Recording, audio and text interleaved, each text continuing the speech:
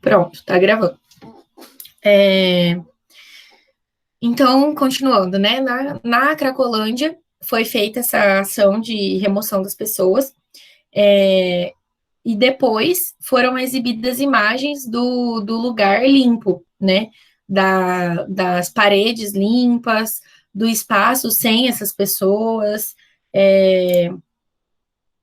Alguém também me lembrou, eu acho que foi na turma do Noturno, mas também me lembrou de uma ação que aconteceu junto com essas, que foi o prefeito da época, então ele pediu que fossem retirados os grafites da cidade. Lá em São Paulo tinham muitos, hoje tem de novo já, né, mas tinham muitos painéis de grafite. E vocês sabem o que é grafite, né? São pinturas nos muros, em algum espaço público. Geralmente, elas são feitas... o grafite, ele é diferente da pichação, principalmente porque o, o dono do lugar ou do espaço pede, autoriza, né, que seja feita aquela arte. Mas em alguns lugares em São Paulo tinha e que eram espaços públicos, que não tinha autorização da prefeitura para terem sido feitos. E aí ele mandou pintar tudo de cinza, todos os grafites. E, enfim, nesse caso da invasão da Cracolândia,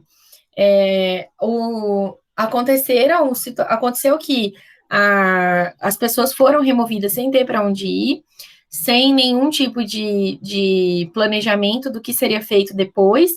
Elas foram agredidas de forma exagerada, assim, a ação da polícia foi exagerada, desproporcional, né? Com bala de borracha, bomba de gás e cacetada. Kézia, eu acho que agora você vai ficar. A Kézia falou, estou sendo removida da reunião.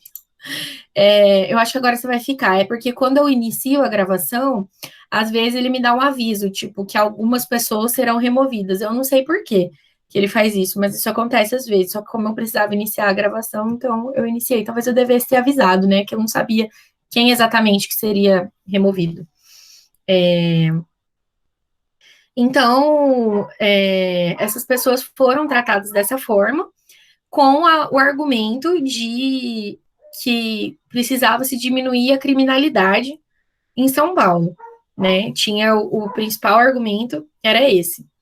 E essas pessoas em situação de rua e fazendo esse uso abusivo, indiscriminado, vicioso de qualquer droga, né? Mas nesse caso de crack, é um problema de saúde pública. E eu não estou dizendo aqui que ele não precisa ser resolvido, que ninguém precisa olhar para isso, que essas pessoas não precisam ser tiradas dessa condição. Elas precisam. Só que o que aconteceu aqui foi quando você não vê o problema, ele não existe. Sabe aquela fala, aquela frase, assim, se o problema não está na minha frente, então ele não existe. Então foi isso que aconteceu. As pessoas simplesmente foram retiradas daquele lugar, mas elas se dispersaram para outros pontos da cidade. Acho que eu também tinha comentado isso. E se dispersaram para outros pontos e continuaram na mesma condição de vida desumana que elas vinham vivendo. Então, só mais espalhado, ao invés de ser um grupo muito grande, concentrado, haviam vários grupos separados. Então, assim, só foi retirado aquela quantidade de pessoas daquele lugar específico, né? Que era perto da Estação da Luz, em São Paulo. Então, não se resolveu o problema. E aí os autores apontam que é justamente aí que está o aspecto higienista.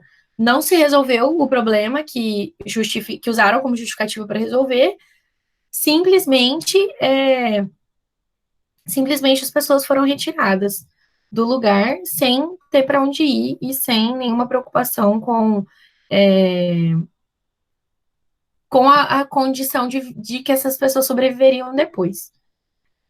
Aqui nesse texto, eu vou pedir para vocês prestarem atenção, se vocês não tiverem lido, quando forem ler, no rodapé dele tem muita informação importante. Então, tem, por exemplo, essas falas que ele traz, por exemplo, às vezes ele fala, fulano de tal falou na mídia sobre tal coisa. Tem link de tudo aqui, tá? Das entrevistas, tem vídeo no YouTube da situação durante a operação. Essa situação da Cracolândia, não da desocupação, mas de como era a vida lá, tem aquele programa da Globo, o Profissão Repórter, eles fizeram um programa sobre a Cracolândia. Então, se vocês quiserem também ver mais sobre, podem procurar ele, que eu acho que tem no YouTube. E aí, lá no início do século XX, quando o Cortiço Cabeça de Porco foi destruído, vocês lembram que eu falei na aula passada que tinha muito a ver também com o interesse imobiliário da época, das empresas imobiliárias da época? Elas tinham alguns incentivos do Estado, né? E por isso elas passaram a reproduzir esse discurso higienista. Aqui na Cracolândia, já em 2017, isso também se expressou de alguma forma, porque o centro de São Paulo é um dos lugares mais caros para se morar no Brasil, né? É realmente um lugar, assim, com espaço mínimo, com condições nem tão boas, assim, de moradia, custa muito caro, né? Em comparação com a gente aqui. Ou com qualquer outra cidade, né? São Paulo é um lugar onde o aluguel é caro e onde as propriedades imobiliárias são mais caras em relação à maioria das cidades. O custo de vida é mais alto por conta disso. Então, o centro, lá próximo à Estação da Luz, ele estava desvalorizado por conta da presença dessas pessoas, né? Então, as empresas do ramo imobiliário tinham interesse que essas pessoas saíssem de lá também, para que os seus empreendimentos lá fossem valorizados. Ninguém quer comprar um apartamento do lado da Cracolândia. Ninguém quer morar do lado da Cracolândia. Então, não era fácil vender esses imóveis, e principalmente pelo valor que eles já valeram em outras épocas, né? Quando não existia Cracolândia ainda. Na década de 60, 70, os autores trazem aqui, né? Que era frequentado pela alta burguesia de São Paulo. Eram essas pessoas que moravam lá, né? E então não tem mais terreno vazio lá, não tem mais terreno disponível no centro de São Paulo. Então, os imóveis que existem nesses lugares, eles são super valorizados. Então, é uma região muito visada pelas empresas imobiliárias. Todo mundo quer morar no centro, né? Lá, principalmente em São Paulo, que é uma cidade que tem um monte de problemas de mobilidade. Então, o interesse da região é muito grande. Eu não sei se vocês conhecem lá, mas a Estação da Luz é a estação mais central mesmo do metrô. E ela dá acesso ao metrô, ao trem. Então, de lá, você consegue, com uma condução só, ir para qualquer região da cidade. Então, realmente é muito valorizado mesmo. E aí, então, tinha essa desculpa, era uma, eu vou usar um termo, era o interesse imobiliário travestido de preocupação com a saúde e com a criminalidade dessas pessoas, né? Então, não era de fato se fosse realmente uma preocupação com a saúde das pessoas e com a criminalidade, essa intervenção teria sido feita, por exemplo, se fosse com a saúde, teria se pensado uma política de saúde para acolher essas pessoas, que realmente fosse embasada cientificamente, que as tendências atuais, e inclusive do Ministério da Saúde, até antes do início do governo do Bolsonaro, eram de redução de danos, porque os dados apontam que, por exemplo, em países onde existe política de redução de danos, que os resultados são melhores para as pessoas do que nos países que têm uma política proibicionista em relação às drogas. Então, se a preocupação fosse de saúde, deveria se procurar dados de como geralmente se lida com isso, para tentar implantar uma coisa semelhante, né? Ainda que fosse uma política proibicionista, mas ela deveria ser embasada em alguma coisa. E não teve isso. A mesma coisa em relação à criminalidade. Existem dados que dizem de que forma a criminalidade aumenta ou diminui, né? E com certeza não é essa, dispersando uma cracolândia. Não é o crack, que uma pedra custa, sei lá, R$ 5, que sustenta o tráfico, né? Não é o crack. Então, se o interesse realmente fosse acabar com a criminalidade, acho que a intervenção não teria que ser lá. Por isso que eu digo que ela estava travestida dessa maneira, mas na verdade era um interesse imobiliário de revitalizar a região. Vou ler as mensagens aqui do chat. Ana Alice falou: Prof, eu lembro também que nessa época eles começaram a quebrar alguns imóveis que tinham lá na Cracolândia, sem se preocupar se tinha ocupação ou não. Sim, teve isso também, para as pessoas serem obrigadas a sair do lugar, né? Então era tudo quebrado mesmo. Porque até mais antes, um pouco no texto, no conteúdo, na parte que a gente falou na aula passada, ela descreve que essas pessoas na Cracolândia, elas não ficavam só na rua, né? Tinha alguns imóveis que estavam meio que invadidos, que estavam ocupados por essas pessoas. O imóvel que estava lá, entre aspas, abandonado, e aí as pessoas acabaram ocupando. Não era uma ocupação organizada, mas haviam pessoas ali. Já no caso da ocupação dos lanceiros negros em Porto Alegre, aconteceu também uma retirada com alguns exageros por parte da polícia, né?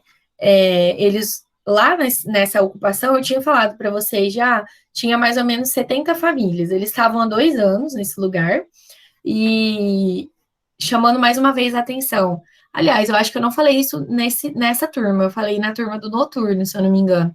Mas o episódio da Cracolândia e o episódio dos Lanceiros Negros, eles têm 4 dias de diferença. Foi no mesmo ano, e um foi acho que dia 11, e o outro foi dia 14 do mesmo mês, sabe? De 14 ou 15, alguma coisa assim. Então foi muito próximo, as ações foram muito próximas, mostrando que é uma tendência mesmo, ou era, né? Não dá para dizer no passado, porque acho que é ainda. Então, moravam mais ou menos umas 200 pessoas lá, 70 famílias, né? E os policiais chegaram lá e acorrentaram o portão e usaram uma viatura para puxar o portão e derrubar. E eles usaram bomba de efeito moral, gás lacrimogênio, spray de pimenta, e tinha mais ou menos 150 soldados para 200 civis, né? E essa ação começou à noite, às 7 da noite, numa noite em que em Porto Alegre faziam 10 graus. E nessa desocupação tinha crianças e tinha idosos também, que iam ficar totalmente desprotegidos no frio, sem abrigo. Quem resistiu a desocupação foi preso, né? Não teve conversa. E daí as pessoas foram encaminhadas, foi disponibilizado um espaço, né? Que foi chamado de Centro Humanístico. Esse Centro Humanístico, tá bem entre aspas aqui, porque de humanístico ele não tem muita coisa, ele era como um ginásio de esportes, ele não tinha chuveiro, não tinha estrutura de cozinha. Se a gente for pensar num ginásio de esportes, ele não tem muita resistência ao clima externo, né? Então, quando tá calor dentro de um ginásio, é muito calor. Quando tá frio dentro do ginásio, também é frio. Então, não tem uma proteção de fato do clima que tá fora. Então, as pessoas estavam da mesma forma expostas ao frio.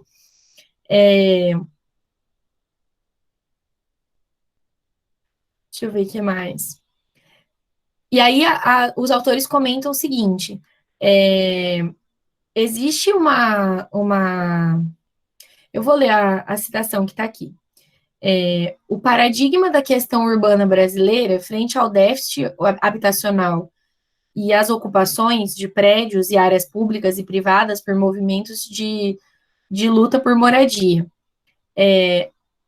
revelam a necessidade de se difundirem informações sobre a legitimidade das ocupações urbanas, tanto no plano político quanto no plano jurídico, tendo em vista que o direito à propriedade, embora constitua uma proteção jurídica mais antiga, que se tem conhecimento, não se trata de uma garantia absoluta nos termos da Constituição Federal.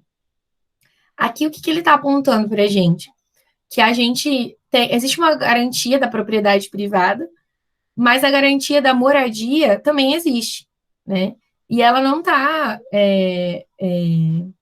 na prática, a moradia não está de fato garantida. Muitas pessoas não têm moradia, né? É um direito constitucional que não,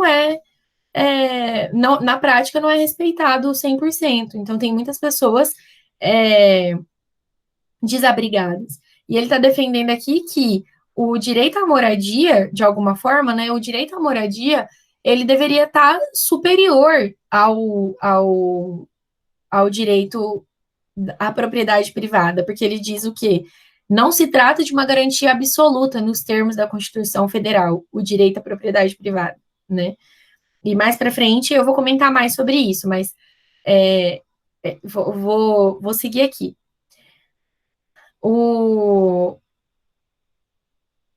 A ideia que se tem das pessoas que estão.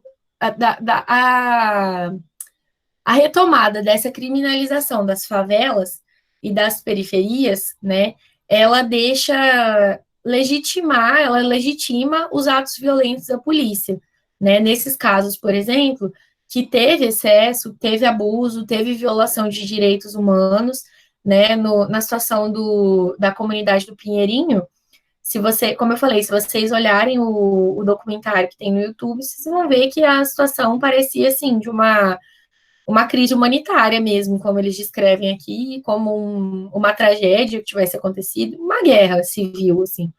Então, teve excesso. E só que o ideal das pessoas de que essa ideia de criminalização das favelas e das periferias, né? Esse olhar de que o pobre é perigoso, lembra quando eu falei que foram igualados os dois conceitos, o de classes pobres e classes perigosas? Então, a partir do momento que a gente assume essa postura, a gente legitima, a gente enquanto coletivo, tá? Não que essa seja a minha opinião ou que eu acho que é a opinião de vocês, mas a gente enquanto sociedade, enquanto opinião pública, a gente legitima que esses atos aconteçam. E aí, o aumento desse tipo de situação, para eles, estaria relacionado à intensificação desses estigmas de exclusão, que daí eles tornam possível a violência da polícia. Ninguém se indigna com a violência da polícia, porque é isso mesmo, é criminoso, tinha que morrer mesmo. Era perigoso, ele estava oferecendo risco para a sociedade, né? E discursos como esse. E aí, esses episódios,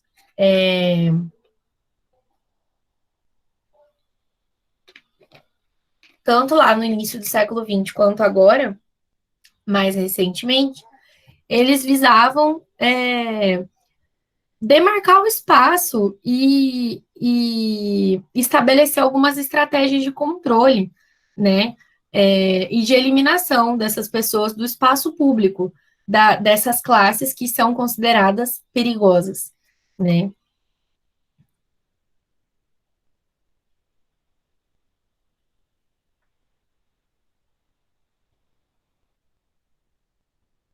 Bom, outro ponto importante que eles trazem aqui é que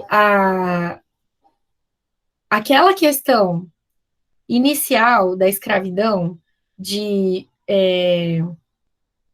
subjugar essas pessoas, de colocá-las num tipo de ordenamento que era aquele tipo que eu expliquei na aula passada, de colocar essas pessoas em risco em função de manter um outro grupo, em função de manter o estilo de vida, a qualidade de vida de um outro grupo. Isso, eles apontam aqui, que essa ideia, esse tipo de organização, ele não foi abalado nem pelo fim da escravidão, nem o surgimento, a constituição da República, e nem pela reorganização, a transição democrática depois da ditadura militar. Nada disso que a gente aponta como grandes marcos em relação à conquista de direitos, né? Nada disso abalou essa situação, por exemplo, né? Porque continua se reproduzindo esse tipo de situação ainda hoje. Outro ponto que me chamou a atenção e que demonstra bem isso, eles apresentam aqui um relato, uma fala de tipo um consultor, um especialista em segurança pública, que foi entrevistado na televisão depois Vocês lembram em 2013 que teve aquelas manifestações, não é só 20 centavos, teve as grandes manifestações que a gente teve começaram aí, né, em 2013. Começou com o aumento da tarifa do transporte público em São Paulo, por isso não é só 20 centavos, porque ia aumentar 20 centavos o valor da tarifa. Começou com isso, só que depois essas manifestações se espalharam pelo Brasil inteiro, e não era mais só essa pauta, eram diversas pautas. Eu imagino que vocês devem ter visto notícias sobre, não faz tanto tempo assim, né? Se vocês não participaram de alguma manifestação, porque eu acho que foi a manifestação que eu mais vi pessoas aderindo, não tinha muita divisão, estava todo mundo insatisfeito, né? E aí, nessas manifestações em São Paulo, teve uma situação. As manifestações, principalmente em São Paulo, elas foram reprimidas fortemente pela polícia. Então, teve confronto, todo dia tinha uma notícia. Teve semana de ter várias manifestações numa semana só. Vários dias de manifestação, em diferentes partes da cidade. E aí aconteceu que em uma dessas situações de repressão, esse consultor foi comentar a forma como as coisas estavam acontecendo. E o comentário dele foi assim: fuzil deve ser utilizado em guerra, em operações policiais em favelas e comunidades. Não é arma para se utilizar em área urbana. Isso porque o que essa fala dele nos mostra? Mostra justamente esse pensamento, que é que na favela tudo bem, né? Que é aquele pensamento que eu comecei também a falar na aula passada. Essa vida lá da favela, aquela pessoa que mora lá, ela tá exposta a riscos de vida e tudo bem. Isso é legitimado. A gente aceita isso. Tá tudo certo. A gente não aceita colocar em risco a vida das pessoas que estão no perímetro urbano se manifestando, né? Mas a gente não na favela a gente aceita. E antes que alguém traga isso, eu sei que na favela existe armamento pesado também, como fuzil e metralhadora, que são as armas que foram citadas aqui, e que existe confronto com a polícia nesse sentido, né? Existe uma guerra mesmo. Só que na favela não tem só bandido, na favela não tem só gente armada, na favela não tem só pessoas perigosas, né? Criminosos, né? Então, tem muita gente que está lá e que a vida está exposta a esse risco, mesmo a pessoa não tendo esse nível de possibilidade de ataque à polícia, né? E a Kézia falou aqui no chat, tem criança, e não só criança, não só a vida da criança que vale, claro que é importante lembrar que a criança vai ser mais indefesa ainda, mas não só as crianças, tem muita gente na favela que não está envolvida com isso, E a vida dessas pessoas não é levada em consideração necessariamente nesse sentido de deixar ela exposta aos riscos. Fala, Kézia. Eu digo porque onde tem criança, geralmente tem essa veia de proteção mais forte, né? Propaganda de proteção. Então, as crianças das regiões elitizadas, elas têm que ser protegidas, né? Crianças da favela, né? Não se pensa nas crianças que estão lá no morro, né? Estão desprotegidas. Pode haver tiroteio lá, pensando que tem escolas também, essa coisa toda. E isso a gente vê notícias assim com frequência, né? De crianças sendo baleadas em algum confronto desse tipo, ou não necessariamente em confronto, né? Tiveram duas situações que eu lembrei agora, que uma foi daquela menina Ágata, que era uma criança que foi, eu acho que ela estava no carro com a família, eu não lembro exatamente a história, mas uma criança que foi baleada, e um menino que falou que a mãe dele encontrou ele caído e ferido, e ele falou, mãe, eles não viram que eu estava com roupa de escola, então não, nada disso impede, né, que essas pessoas morram. E tudo bem, a vida dela está exposta. Ninguém está fazendo nada sobre isso agora, né? Sobre a vida exposta aos riscos dessas pessoas. E aí, mais uma vez, essa ideia de que tudo bem algumas vidas estarem expostas à morte, tudo bem essa morte política e simbólica dessas pessoas, desde que seja para manter uma organização de uma classe que está acima, de um grupo que está acima, né? Dessa forma. Ela cita aqui também um filósofo que chama Giorgio Agamben. Ele é um filósofo italiano. Não sei se é assim exatamente que fala o nome dele, mas que ele traz assim que essa situação é uma situação paradoxal, porque o Estado que cria a lei para proteger a vida das pessoas é o mesmo Estado que desrespeita essa lei e provoca a morte violenta, por exemplo, dessa criança que a gente está falando aqui, né? Na questão da moradia também, dá para transpor essa ideia. E aí ele continua falando, o soberano é o ponto de indiferença entre violência e direito, o umbral em que a violência se torna direito e o direito se torna violência. Quem de vocês, não precisa nem responder, mas assim, reflitam. Quem de vocês não pensou que essas pessoas que estão ocupando, por exemplo, espaços de outros, não são elas as erradas? Isso não passou nenhum momento na cabeça de vocês?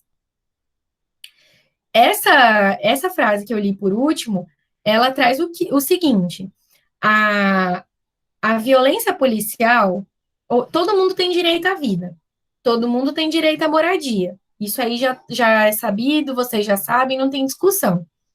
Todo mundo tem direito. A pessoa que não tem uma moradia, ela vai ocupar um espaço público, ou mesmo um prédio privado, por exemplo, uma propriedade de uma empresa, como é da comunidade do Pinheirinho, o terreno que eles ocupavam era de uma empresa que estava falida, né? Tudo bem. Elas estavam ocupando um espaço que não é delas, que fere o direito à propriedade privada. Só que o fato delas estarem nesse lugar é só um sintoma da falta de direitos. O fato delas estarem num lugar que não é delas só nos mostra que não tem lugar para elas, que elas não têm moradia, que o Estado não garante esse direito para elas, né? Então, o que elas estão fazendo é uma resposta à violência que elas estão sofrendo, a retirada de direitos que elas estão sofrendo, e não o contrário, e não elas estão sendo violentas. E aí, quando a forma como as coisas se configuram, a forma como a gente legitima a ação da polícia nesse sentido, por exemplo, deixa parecer que a polícia está defendendo a lei, e ela realmente está, que a polícia está fazendo um ato, foi solicitado pelo Estado. Então, por exemplo, nesse caso da comunidade do Pinheirinho, a polícia estava cumprindo uma ordem judicial, E as pessoas que estavam ocupando aquele espaço é que são violentas. Elas brigarem e pedirem pelo direito à moradia é que se torna violência. Então, é uma inversão de valores. Faz sentido isso para vocês? Tem lógica nesse raciocínio ou vocês acham que está muito fora da realidade ou fora do que vocês estão entendendo? Se alguém quiser falar, fique à vontade, tá? Prof, entendendo, eu tô. Eu até penso dessa forma, mas é um contexto assim, muito ruim de você dar um ponto de análise, porque só quem vive a situação é que pode falar. Quem está ali, né, nessa situação, a gente sabe que está vulnerável, ele está ali não porque eu vou sair daqui, vou começar a entrar em propriedade porque eu quero, não é? Mas também para as pessoas de direito, os proprietários, fica uma situação muito difícil. O que realmente, o ponto que se deve pegar é o que o Estado tem que fazer pelos dois, principalmente quem tem vulnerabilidade. Então, é difícil, às vezes, a gente, eu acho certo não, porque são mãos de vagabundo que estão entrando na propriedade. Não, não é assim. Também é difícil eu dizer assim, nossa, vou deixar porque eles estão em situação e como é que eu fico com meus bens? É complicado. Sim. Então, a gente tem que lutar para quê? Pelos direitos que eles têm direito, né? Que constituir na Constituição que o direito do ser humano à moradia, né? O bem-estar. Assim. Perfeito, é isso mesmo. A forma... Essa invasão de propriedade privada, eu entendo ela como uma... É aí que chama atenção. Enquanto tá enquanto a pessoa tá na rua, tá em situação de rua, ela não é vista, né? Ela é invisível. Ninguém vai fazer nada sobre a situação da pessoa que está em situação de rua. Existem, lógico, políticas assistenciais, mas elas não dão conta dessas pessoas, porque senão a gente não estaria vendo pessoas em situação de rua, senão não teria. Então, nesse lugar, a pessoa não tem, ela é marginalizada, como a Kézia está falando, ela não tem visibilidade para a causa dela de não ter onde morar. E aí, quando ela está numa propriedade privada, o dono dessa propriedade privada, no mínimo ele vai ver. No mínimo ele vai entrar com uma ação para retirar essas pessoas de lá. Ele vai acionar o Estado para olhar para essas pessoas. Então, eu acho que é aí que está o ponto. Justamente isso que você falou. Quando eu digo que as pessoas, não é justo que essas pessoas sejam retiradas de lá, não é porque o dono do lugar tem que aceitar e fazer uma caridade, deixar, não é sobre caridade isso aqui, né? E aceitar as pessoas ocupando o espaço dele. Muito pelo contrário. É que se essas pessoas estão lá é porque elas não têm um espaço. E, de fato, não é obrigação desse empresário, por exemplo, lá de São José dos Campos, que a empresa dele faliu e a única coisa que ele tem é esse terreno e daí ele tem que deixar as pessoas morando lá. Não é isso, mas o Estado precisa fazer alguma coisa sobre e que não seja só tirar essas pessoas de lá e falar, bom, se virem, né? Não dá para ser assim.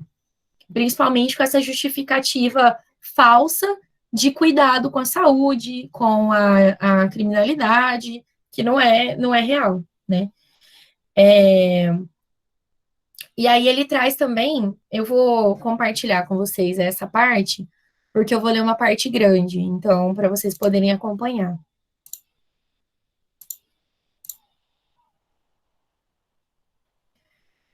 Deixa eu ver se... Acho que está carregando.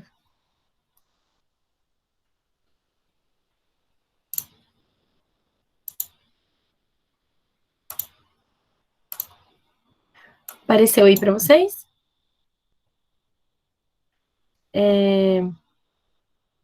Ela traz assim, neste contexto, ao poder soberano, que está simultaneamente dentro e fora do ordenamento jurídico, se atribui a capacidade de determinar e traçar o tênue limite entre a vida protegida e a vida exposta à morte, politizando o fenômeno da vida ao incluí-la e excluí-la simultaneamente da esfera jurídica. Aí aqui ela vai explicar. Ao fazê-lo, faz nascer o que Agamben caracteriza como figura simétrica inversa à do soberano. A figura do homo sacer, não sei também se é assim que se pronuncia. o protótipo da vida nua, supérflua e desprotegida e exposta à morte violenta. O homo sacer definia o antigo direito romano o homem que era incluído na legislação na exata medida em que se encontrava, totalmente desprotegido por ela. Tratava-se daquele indivíduo que, por ser tipificado como homem sagrado, poderia ser morto por qualquer um, sem que tal morte constituísse um delito, desde que tal morte não fosse o resultado de um sacrifício religioso ou de um processo jurídico. A vida insacrificável e a qual, não obstante, se pode matar, é a vida sagrada. Aqui, então, ele está fazendo uma comparação com a possibilidade de legitimar essa morte. Por exemplo, todo mundo tem direito à vida. Homicídio, morte de qualquer tipo é crime. Mas, ao mesmo tempo, se isso não for feito nesse contexto, por exemplo, de homicídio, se isso for feito dessa forma como é feito aqui, que é para garantir a propriedade privada, por exemplo, que é para higienizar esse lugar, que é expor essas pessoas à morte, de forma que isso ajude a manter um status social de quem está acima. Se tudo isso, aí tudo bem, aí é legitimada a morte, aí não tem problema, aí ninguém não precisa de indignação, aí não tem consequência penal, né? Então, mais ou menos isso. E aí, já finalizando, elas trazem, os autores trazem, né, que essa ideologia higienista permitiu que fosse legitimada ao longo da nossa história, da história do Brasil, esses discursos que continuam equiparando ou comparando os termos de classes subalternizadas, classes pobres, com classes perigosas, né? E aí, aqui nessa situação toda que ela traz, no final do texto, ela faz algumas análises sobre as questões de escassez de mão de obra, as intersecções da economia também, alguns fenômenos sociais que favorecem que essa vida seja desvalorizada, né? E que aí isso se tornou um terreno fértil para explicar como no Brasil, a partir desse momento que a mão de obra escrava já não era mais necessária, como que a vida passou a não ter valor, né? A vida dessas pessoas. E aí, com isso, demarcar os espaços onde a vida é qualificada e onde é uma vida que é indigna de ser vivida, né? E por isso é possível de ser morta, é uma vida matável, ela usa essa expressão. Então, isso aparece com um exemplo, né, naquele discurso que eles citam do analista dizendo, nossa, fuzil na cidade é demais, isso aí é para usar só na favela. Então, demarcamos o espaço. Na cidade não pode morrer, na favela tudo bem morrer. Então, reprodução dessas ideias. Tudo bem até aqui, gente? Vocês querem fazer comentários, trazer dúvidas, coisas do tipo?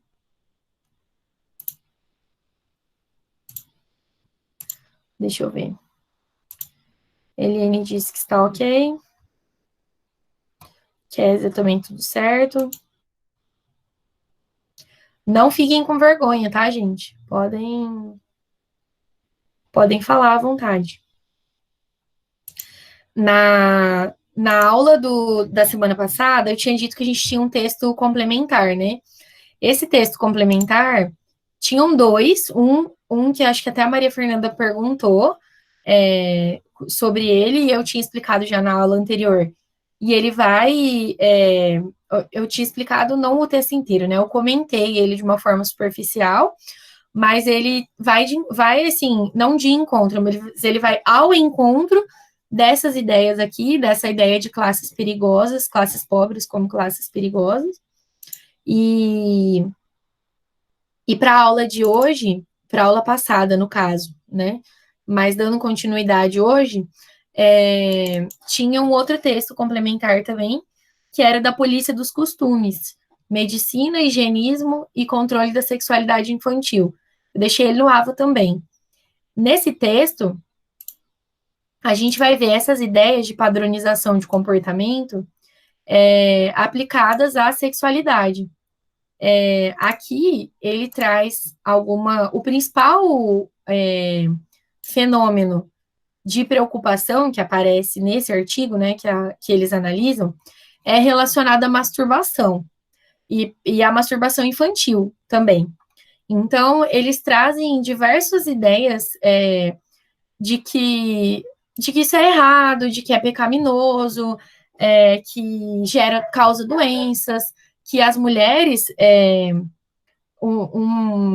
aí queria que vocês olhassem para isso pensando na construção de gênero, né? Que as mulheres não deveriam fazer isso, que se elas fizessem, isso poderia causar doenças graves, que uma mulher poderia ficar estéril, poderia ficar louca, inclusive, por conta da prática da masturbação, e que o médico, eu achei, me chamou a atenção especialmente essa recomendação, porque é realmente uma coisa pecaminosa, é uma depravação moral mesmo. Então, assim,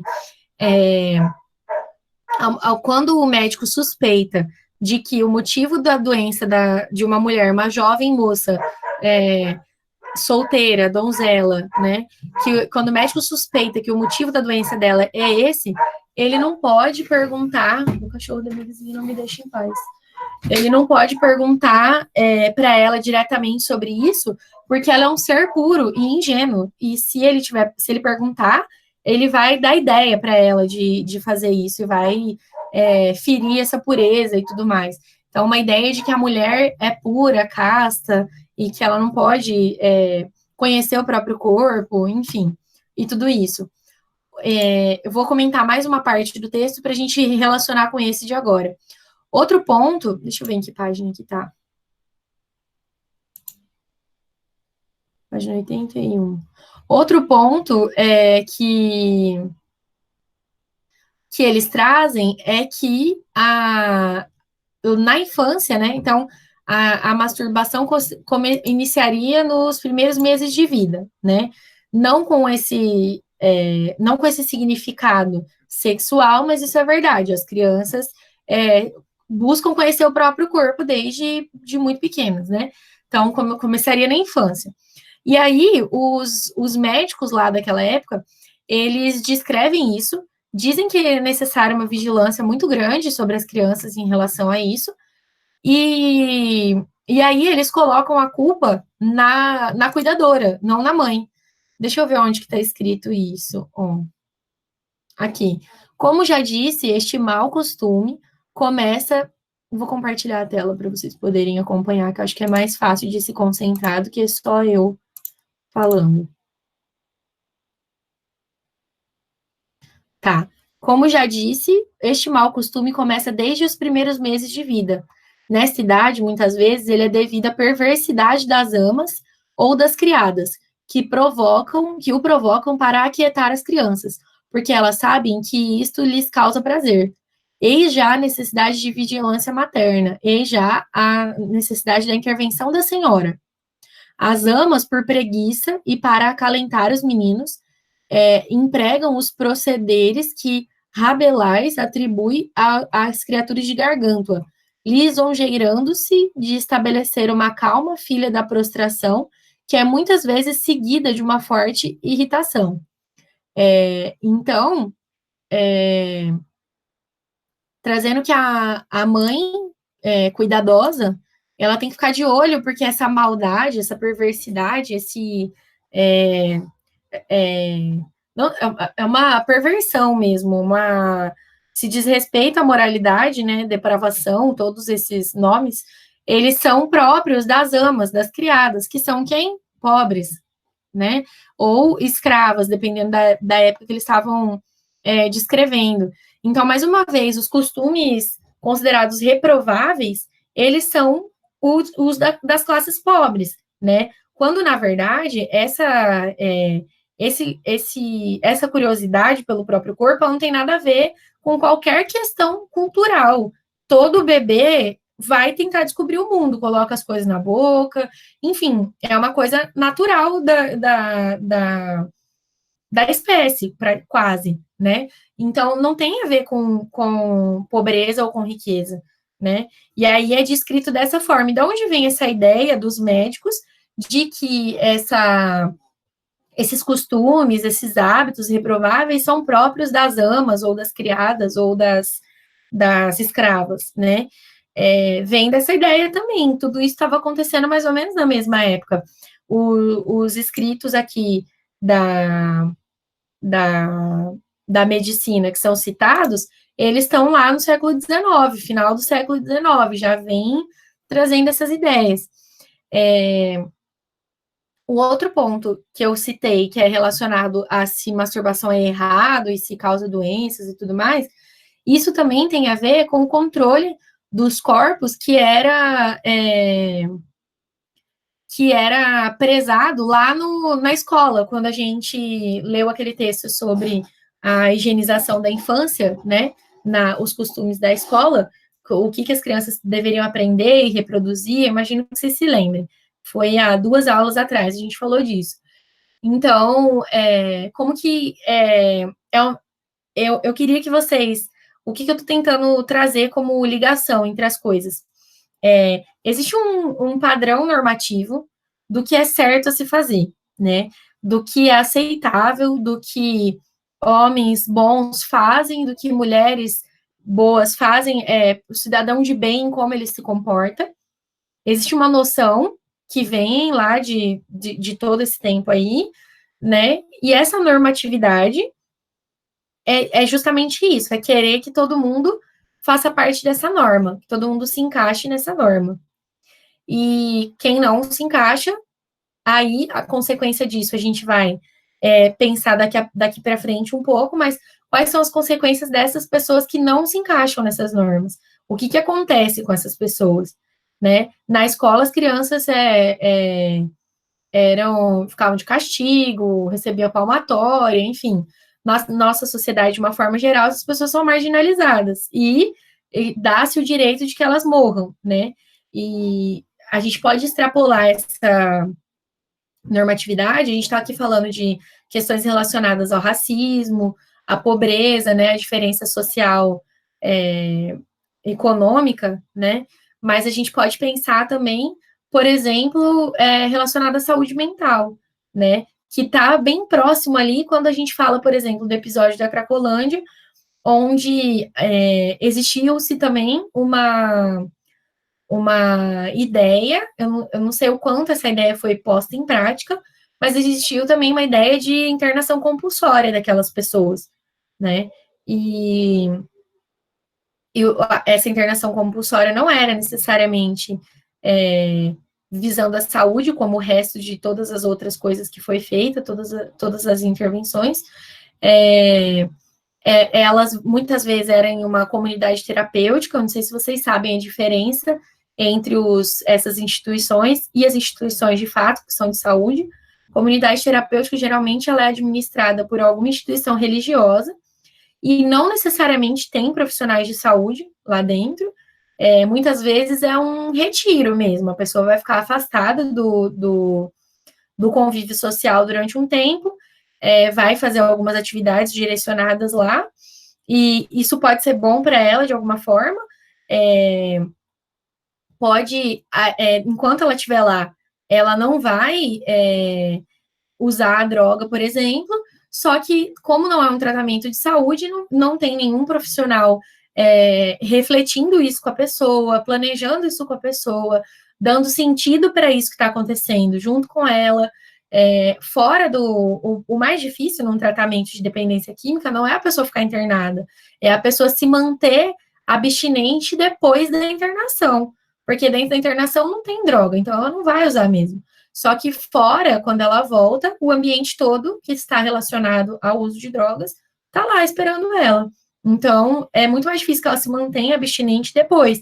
Também não tem um planejamento nesse sentido de como vai manter essa pessoa depois, né? E essa tentativa de estar lá internado, mesmo que seja voluntário, né? É uma expectativa que se cria. E aí depois a pessoa não tem suporte para continuar. E aí ela falha. E aí qual é a frustração, né? Qual é o tamanho da frustração que ela tem que lidar? A Kézia disse: os manicômios eram cheios de pessoas que estavam na rua e eram levados para não ficarem na cidade. Eu vou recomendar outro documentário que eu acho que já recomendei também. O nome do documentário é O Holocausto Brasileiro. Vou escrever aqui no chat, caso alguém não tenha entendido. Holocausto Brasil. Oi. Eu não sei se você lembra, teve um período em que, em Campo Grande, agora eu entendo como higienização, né? O que eles faziam? Eles colocavam assistente social nas rodoviárias, né? E quando chegavam essas pessoas, aí eles faziam uma breve, olhavam fisicamente, né? E aí abordava e perguntava o que elas estavam ali. Aí quando falava assim, não, eu vim para cá para tentar a vida, isso, aquilo, outro, imediatamente eles faziam com recurso, davam dinheiro e passagem para São Paulo, para tirar da cidade. Isso foi uma forma de não deixar as ruas, agora eu entendo, agora estou entendendo assim, né? As ruas sujas, com pessoas que não têm condições, não têm moradia, isso era prejudicial à cidade, porque a cidade de Campo Grande é uma cidade assim, muito assim, rigorosa, tem um padrão as pessoas têm um padrão assim, muito, digamos, ignorante de entendimento. E hoje, agora eu entendo o que seria o que eles estavam fazendo, era uma espécie de higienização, né? Com certeza. E aí, jogando, assim, o problema não existe se ele não tá aqui na minha frente, né? Bom, se a pessoa em situação de rua tá lá em São Paulo, bom, não é problema do prefeito de Campo Grande, né? O que ele tem a ver com isso, né? E tentar a vida em São Paulo não é novidade. Muita gente faz isso e já fez muitas vezes, né? Muitas pessoas. Então, realmente, eu não tinha ideia dessa política, mas é isso, é higienização. O documentário que eu estava falando do Holocausto Brasileiro, ele conta a história de um manicômio, que foi o manicômio que ficou aberto durante mais tempo, ficou quase 100 anos, acho que são 92 anos aberto no Brasil, e conta histórias de pessoas sobreviventes do Colônia, que é o hospital que chamava Hospital Colônia, conta histórias de alguns sobreviventes e de algumas pessoas que não sobreviveram também. É um documentário, assim, daqueles de chorar, sabe? De assistir com lencinho. Então, mas é muito bom para essa reflexão, para pensar, porque as histórias são justamente essas, que as pessoas eram mandadas para lá no início do século XX também, né? Então tá casado com essa época, tem a ver com essa época, se eu não me engano, ele abriu em 1902, sei lá, bem no início, e aí eles todas essas pessoas que não se encaixavam, uma pessoa que estava em situação de rua, que tinha transtorno mental ou não, uma pessoa que tinha uma mãe solteira, qualquer pessoa que não se encaixava, ou mesmo uma pessoa, por exemplo, que nasceu com uma deficiência física, tudo era mandado para lá, né? E aí a forma como essas pessoas eram tratadas lá assim, parece absurdo, porque é uma realidade distante da nossa, mas eu já vi denúncia de comunidade terapêutica semelhante há pouco tempo. Não era do século passado, não. Era recente, né? Tem aquele hospital do Rio de Janeiro também, professora, que ficou o manicômio judiciário? Do Bispo do Rosário lá, que tem... nossa, eu amo. Do Rosário. Até tem um documentário fantástico sobre ele, que o Gabetta Cartas do Gabeira, não sei se você viu. É muito Sim, legal. eu passei ele numa disciplina uma vez. Então, eu vi há poucos dias, e é muito bacana, porque em proporção de tamanho, talvez seja um pouco menor do que o Hospital Colônia de Varginha, mas é um puta documentário também, e uma referência muito forte a essa coisa dos manicômios, né? De como É. os manicômios foram conduzidos. Até hoje, essa luta anticomanicomial aí, a gente tomando, querendo tomar força, né? Com relação a isso, mas ainda existe. Exatamente, você falou agora, e eu pensei nessas terapeutas, né, residências terapêuticas, como é que se... Comunidade terapêutica. Comunidades terapêuticas. Eu conheci algumas e não é nada bacana. Gente... Assim, às vezes, essa violência não vai ser explícita da forma como aconteceu lá no Colônia, né? Mas, por exemplo, no hospital onde eu trabalhava, que era um hospital privado, mas ele prestava serviço para o SUS, ele não tinha nada daquilo, tipo, as pessoas passarem fome, passarem frio, morrer de fome, morrer de frio, morrer de doença sem ser assistido. Não tinha nenhuma situação extrema como essa. Mas o desrespeito à autonomia das pessoas é impossível que não exista numa instituição. É impossível numa instituição como aquela. Porque a pessoa, por mais que a internação seja voluntária, porque eu estava falando disso antes também estava falando acho que para outra turma. A internação involuntária, ela só acontece se tiver uma ordem judicial. Não, não pode, por exemplo, a polícia simplesmente pegar essa pessoa e levar para um hospital. Se só acontece a internação psiquiátrica involuntária se tiver uma ordem judicial. Então, lá não tinha internação involuntária, são instituições específicas que recebem essa demanda. Mas o paciente assinava pela internação dele. Só que muitas vezes ele assinava aquele papel sem saber o que isso significava. Sem saber que assinando aquilo ele estava concordando em ficar lá internado, né? A família que queria que a pessoa fosse internada, muitas vezes, conversava, dava um jeito, uma maneira da pessoa concordar em ficar, e muitas vezes isso envolvia esconder a verdade, né? Dizer, tipo, você vai ficar aí só para fazer uns exames, uma semana você vai embora, quando na verdade a pessoa passava 3 meses praticamente lá.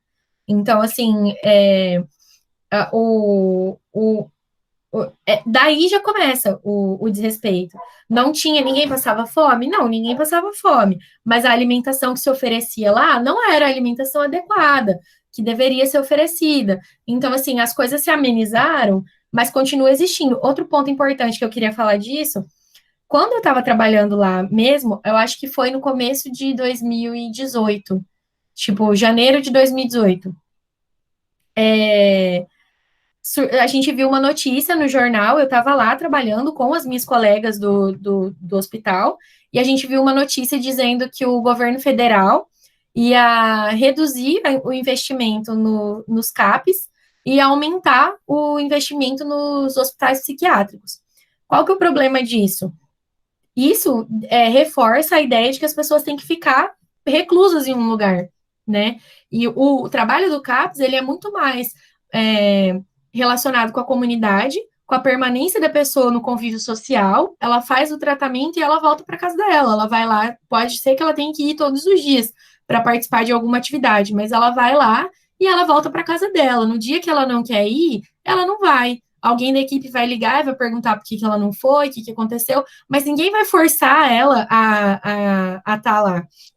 E também o tratamento não impede que ela conviva em sociedade, que ela saia, que ela vá no mercado, que ela converse com a família dela, que ela assista filme, que ela decida que horas que ela vai apagar a luz do quarto dela. Não envolve nada disso, o tratamento no CAPS.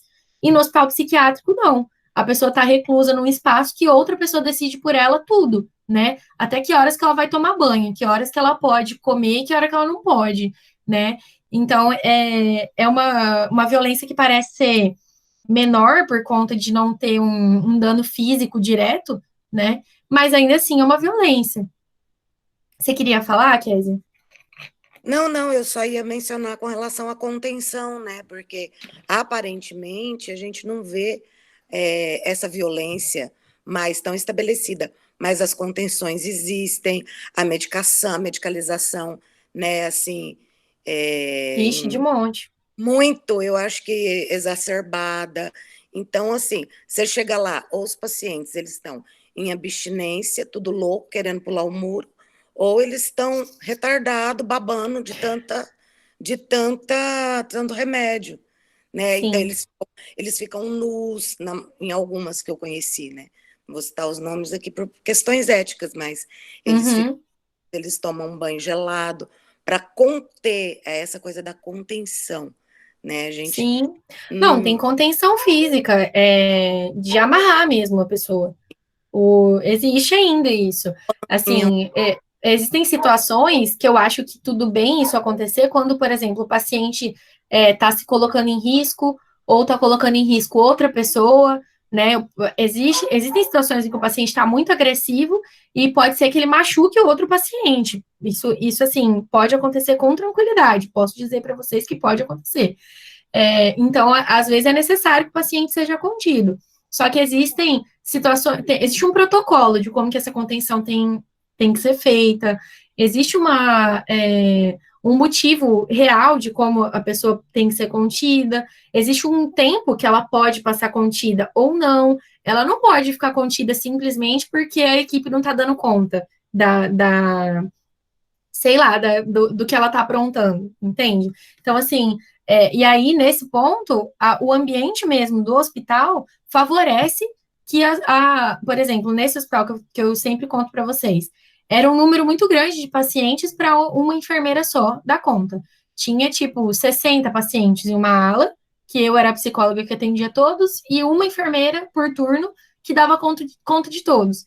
Então, se um paciente está muito agitado, muito, sei lá, agressivo. Não tem como, se tiver mais um como ele, se tiver mais um querendo brigar com ele, por exemplo, não tem como ela segurar sozinha, mesmo ela tendo os auxiliares, né, de enfermagem, que eram só 2 também, então eram 3 pessoas, não tem como elas darem conta fisicamente e de conversar e de acolher e de fazer alguma intervenção menos invasiva, sendo que elas têm que dar conta disso e de todo um acúmulo de trabalho que fica só para elas, né? E sem apelar para esse tipo de coisa. Então, não é nem do profissional ou da equipe não dar conta. A situação como a coisa é feita favorece que aconteça desse jeito. Então. É uma questão de já pensar no fato de que se tenha um tratamento, né, um terapêutico, analítico, porque sem isso é impossível. É claro que a medicação é importante e eu acho que é essencial em um monte de casos, em vários casos se faz necessária. Mas o fato é que sem um acompanhamento, sem um tratamento analítico-terapêutico, o paciente não vai deslocar, ele não vai conseguir. Então, ele vai entrar, eventualmente, aí numa crise de abstinência, prof. Eu acredito que daí a contenção tem que ser muito mais forte do que se ele tiver em tratamento, em acompanhamento, tiver tendo um atendimento adequado, né? Uhum. Falha desses lugares é justamente isso, um acompanhamento direcionado ao tratamento terapêutico. Eu acredito que aí é indicado, né? Mas, enfim. É isso mesmo. Gente, então, para a próxima aula, a gente vai dar continuidade ao próximo texto que está no plano de ensino, tá? Que é sobre as políticas compensatórias. Estou avisando só para não esquecer. Leiam com antecedência, se vocês conseguirem. Legal para vocês poderem participar do debate, entenderem melhor, poder fazer perguntas. Alguém tem alguma dúvida, sugestão, comentário, qualquer coisa do tipo?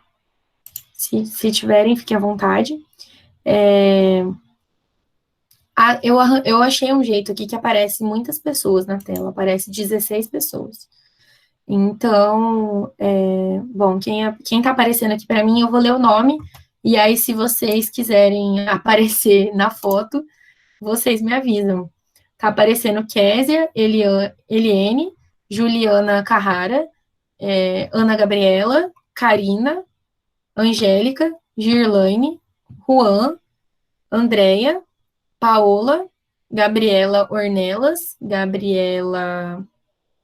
E agora, como é que eu faço para saber qual Gabriela é essa? É outra Gabriela que tem 2 L's.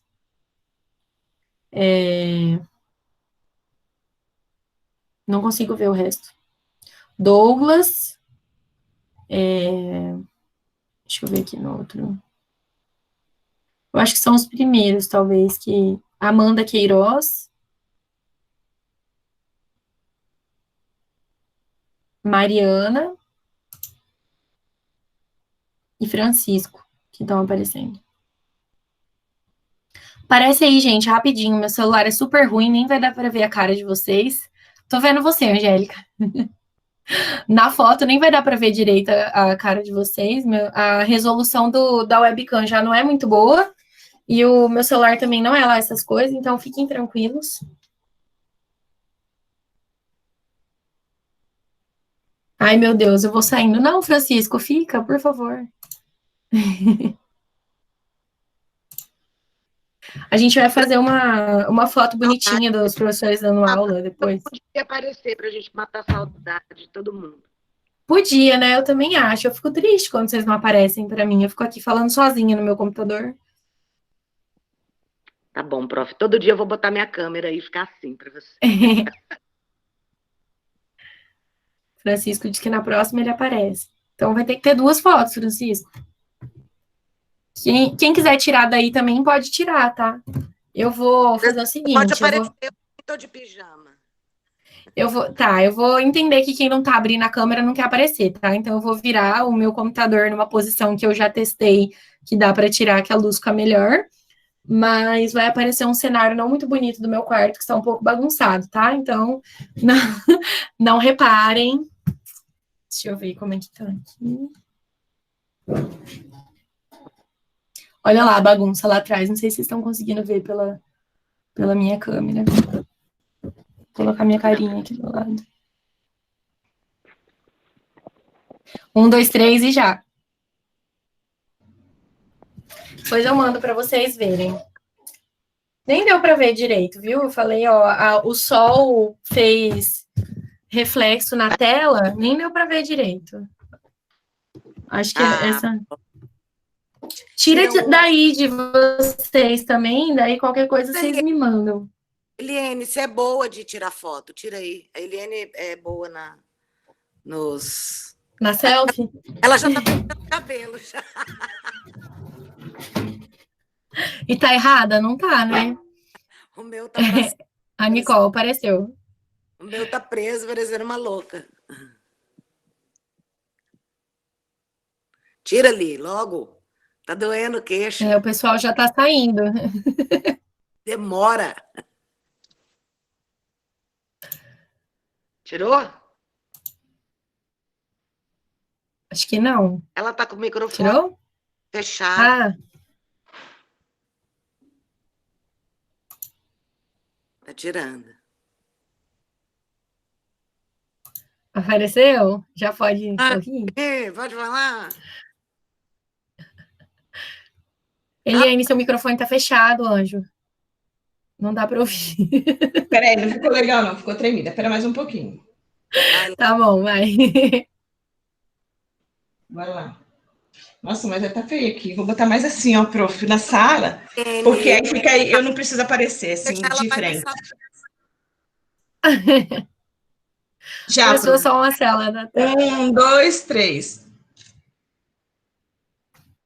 Agora deu, né? Uhum. Pronto, então tá bom. Boa semana. Gente, pronto. muito obrigada, tá?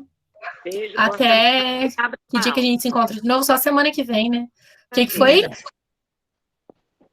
Não entendi, Kézia. Boa semana. Obrigada pela aula. Obrigada. Boa semana para vocês também. Tchau, tchau. Até Obrigada, semana que vem. Até a próxima. Obrigada, até. Tchau, tchau. Se precisarem de algum